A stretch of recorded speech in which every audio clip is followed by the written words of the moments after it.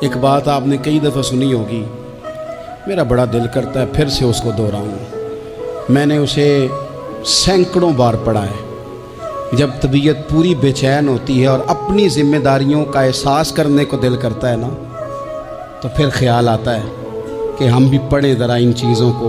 بار بار پڑھتا ہوں تاکہ احساس ذمہ داری پیدا ہو۔ آپ کے غلام اسلم فرماتے ہیں رات کو میں اور جناب عمر نکلے تھے تو ایک مکان میں ہم نے دیکھا کہ ایک عورت نے نا، اس کے بچے بار بار شور کر رہے ہیں اور وہ کچھ پکا رہی ہے، آواز آ رہی ہے۔ تو حضرت عمر نے دروازے پہ دستک دی۔ کون ہے دروازے پہ؟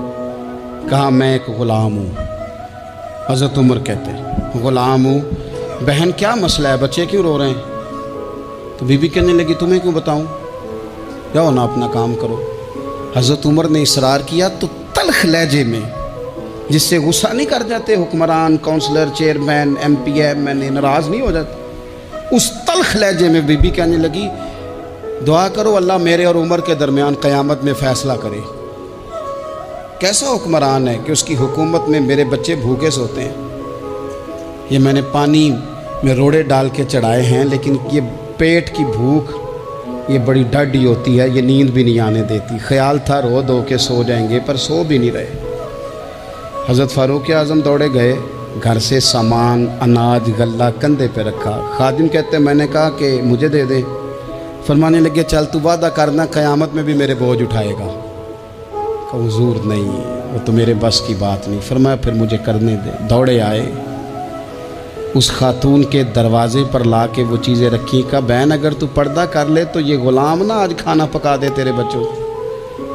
پھر وہ گھی چڑھا کے، چینی ڈال کے، کچھ سامان پکتا تھا وہ کھانا پکایا۔ غلام کہتے ہیں جب پھونکے مارتے تھے تو داڑھی سے دھواں نکلتا تھا، آگ جلاتے تھے دھواں نکلتا تھا۔ پھر کھانا پکایا، پھر ان بچوں کو کھلایا۔